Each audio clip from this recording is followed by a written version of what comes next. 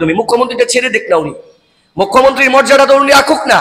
তো আমরা আপনাদের কাছে তুলে ধরতে চাইছি যে আমাদের রাজ্যে এই যে মুখ্যমন্ত্রী এক এক সময় এক এক ধরনের তথ্য দিয়ে যাচ্ছেন, এই যে অসত্য তথ্য মুখ্যমন্ত্রী প্রকাশ করছেন, এটা নিন্দা আমরা জানাই। আমরা বেকার সমাজের দৃষ্টি আকর্ষণ করি, রাজ্যের যুব সমাজের দৃষ্টি আকর্ষণ করি যে মুখ্যমন্ত্রী বা এই সরকার যুব সমাজের সঙ্গে, রাজ্যের বেকারদের সঙ্গে প্রতারণা করছেন। তারা এক এক সময় এক এক তথ্য দিয়ে যাচ্ছেন। আমরা দেখেছি সাম্প্রতিক কালে যে বিভিন্ন সময় আমরা দেখি আমাদের মাননীয় বিধায়করা, বিশেষ করে আমাদের মাননীয় বিধায়ক সুদীপ রায় বর্মন প্রায় বিধানসভার অধিবেশনে উনি রাজ্যের বেকারদের হয়ে কথা বলেন। তিনি বারবার বলেন যে রাজ্যের বেকারদের কাছ থেকে যখন ইন্টারভিউ নেওয়া হয় তখন দেখা যায় 2 বছর, 3 বছর, 4 বছর, 2.5 বছর, 3.5 বছর হয়ে যায়, সেখানে ইন্টারভিউ নেওয়ার পর নিয়োগপত্র দেওয়া হয় না, তাদেরকে চাকরির অফার দেওয়া হয়, চাকরির অফার লেটার দেওয়া হয় না। এই যে 2 বছর, 2.5 বছর, 3 বছর, 4 বছর চলে যাচ্ছে তাদের জীবন থেকে, তা কি ফিরিয়ে দিতে পারবেন বিজেপি সরকার? তা ফিরিয়ে দিতে পারবেন মুখ্যমন্ত্রী? তা ফিরিয়ে দিতে পারবেন রাজ্যের বিজেপি দল? পারবেন না। আমরা দেখতে পাই সেখানে 3 থেকে 4 বছর চলে যাচ্ছে, এর বাইরে বিভিন্ন সময় এই ইন্টারভিউর নামে এই সরকারটা কত বড় একটা দেউলিয়া সরকার, এই সরকারটা কত বড় একটা প্রতারণার সরকার। বিভিন্ন সময় বিভিন্ন দপ্তরের ইন্টারভিউর নামে তারা বেকারদের কাছ থেকে টাকা তুলে নিয়ে যাচ্ছে।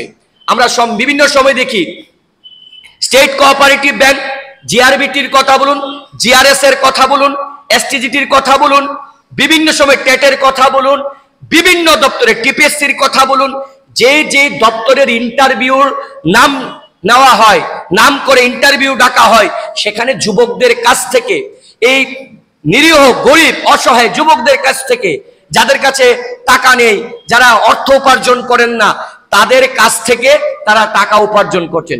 সাম্প্রতিক একটা ঘটনা আপনাদেরকে বলি। এই 2025-26 সালে মুখ্যমন্ত্রী বিধানসভায় দাঁড়িয়ে গর্বের সঙ্গে, অহংকারের সঙ্গে বলছেন যে আগে সরকার বলতেন নার্স, নার্স, নার্সিং, আমরা এখন এই শব্দটাকে বাদ দিয়ে দিয়েছি, আমরা বলছি যে নার্সিং অফিসার। ভালো কথা, নার্সিং অফিসার আপনারা নাম দিয়েছেন। এই নার্সিং অফিসারের নাম দিয়ে ধরুন তারা এই দেখলাম সাম্প্রতিক কালে নার্সিং নিয়োগ করবেন, তারা সেখানে তারা ক্যাটাগরি ভাগ করেছেন, MSc, BSc nursing, GNM nursing, ANM nursing. এবার দেখা গেছে আমি যদি নার্সিং হয়ে 5টা ডিপার্টমেন্টে তারা ক্যাটাগরিতে ভাগ করছেন। এই ভাগ করার পর 5টা ডিপার্টমেন্টে যদি আমি বা একটা বেকার যদি সেখানে তার চাকরির জন্য ইন্টারভিউ দেওয়ার জন্য তারা ফর্ম ফিল আপ করেন, সেখানে পার ক্যান্ডিডেটকে 200 টাকা করে দিতে হবে। তাহলে একটা ক্যান্ডিডেট 5 জায়গায় ফর্ম ফিল আপ করলে তাকে 200 টাকা করে 1000 টাকা দিতে হচ্ছে। তো আমি তো চাকরি যদিও পাই, একটাতে পাবো, 5টাতে পাবো না, আবার নাও পেতে পারি আমি সেখানে চাকরি। তাহলে এই যে বেকারদের সঙ্গে প্রতারণার মাধ্যমে এই যে অসহায় বেকারদের কাছ থেকে, তাদের কাছ থেকে যে টাকা নিয়ে যাচ্ছে, এই বেকাররা কোথা থেকে টাকা নেয়? তার পরিবারের কাছ থেকে, মার কাছে, বাবার কাছে টাকা চাইছেন, সেখানে টাকা দেওয়া হচ্ছে এবং তার প্রিপারেশনের জন্য টাকা খরচ হচ্ছে, তার জন্য প্রিপারেশন নিতে হচ্ছে।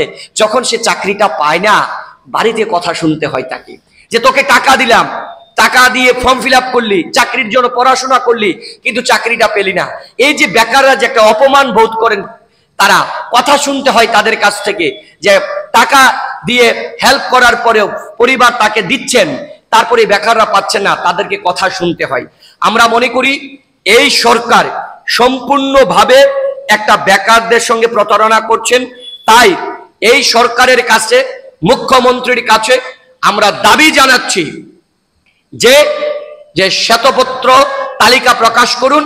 আর দ্বিতীয় দাবি আমাদের যুব কংগ্রেসের, এখন থেকে রাজ্য সরকার যতগুলো ইন্টারভিউর জন্য কল করবেন, যতগুলো ইন্টারভিউর বিজ্ঞপ্তি দিবেন, এই রাজ্যের শিক্ষিত বেকার যুবক যুবতীরা যেই ইন্টারভিউতে বসবেন, সেখানে সরকার যাতে তাদের কাছ থেকে কোনো রকমের ফি আদায় না করেন, ফি মুক্ত ইন্টারভিউ নিতে হবে আমাদের রাজ্যের শিক্ষিত বেকার যুবক যুবতীদের কাছ থেকে।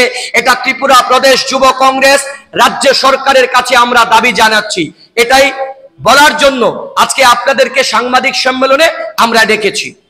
যদি আপনাদের কোনো প্রশ্ন থাকে প্রশ্ন করতে পারেন। এবং আপনাদের কাছে একটা কথা বলি, মানে এই কথাটা এমন হচ্ছে, এই যে আমরা বারবার বলছিলাম না যে নার্সিং নিয়ে, অ্যাকচুয়ালি কথাটা হচ্ছে ওই যে একটা বাংলায় প্রবাদ আছে না, যে ভাত দেওয়ার মুরুদ নেই কিল মারার গুসাই আর কি।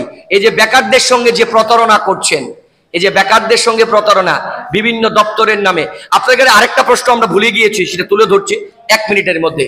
এই যে স্টেট কোঅপারেটিভ ব্যাংক, সেখানে এক্সাম নেওয়া হলো, এ রাজ্যের একটি যুবক মারা গেল, তার মৃত্যু হলো, সরকার বলছেন স্বচ্ছতার মাধ্যমে নিয়োগ হবে। বর্তমান দেখলাম স্টেট কোঅপারেটিভ বলছে সেখানে নাকি পরীক্ষার মধ্যে স্বচ্ছতা ছিল না, আবার নাকি পুনরায় নেওয়া হবে। সেম জেল পুলিশ, সেম আপনার ফায়ার ব্রিগেডে পরীক্ষা নেওয়ার পর সেখানে বলছেন অবৈধভাবে সেখানে পরীক্ষা নেওয়া হয়েছে। আরে পরীক্ষাটা নিল কে? রাজ্যে বিজেপি সরকার, ডবল ইঞ্জিনের সরকার, পরীক্ষা আপনারা নিচ্ছেন, বিজ্ঞপ্তি আপনারা দিচ্ছেন। 2019 সালে জিআরএস এর ইন্টারভিউ নেওয়া হলো, 2025 সাল শেষের দিকে চলছে, এখন অব্দি চাকরি দেওয়া হয়নি। এখনো পর্যন্ত এসটিজিটি 2022 সালে পরীক্ষা নেওয়া হয়েছে, এখনো এসটিজিটি চাকরি ছাড়া হচ্ছে না, বলছেন অবৈধভাবে নাকি পরীক্ষা নেওয়া হচ্ছে, কোর্টে মামলা চলছে। আরে সরকার আপনাদের মামলার মীমাংসা আপনারা করুন, কেন বেকারদেরকে সেখানে হেনস্থার শিকার হতে হবে? কেন বেকারদের জীবন থেকে 2 বছর 3 বছর 4 বছর করে তার জীবন থেকে, তার চাকরির জীবন থেকে চলে যাবে? তার দায়ভার কি রাজ্য বিজেপি সরকার নেবেন, মুখ্যমন্ত্রী নেবেন কিনা? এই প্রশ্নগুলো আমরা যুব কংগ্রেসের পক্ষ থেকে আজকের এই সাংবাদিক সম্মেলনের মাধ্যমে রাখছি। ধন্যবাদ সমস্ত সাংবাদিক বন্ধুদেরকে যুব কংগ্রেসের ডাকে আজকের এই সাংবাদিক সম্মেলনে সাড়া দিয়ে আসার জন্য।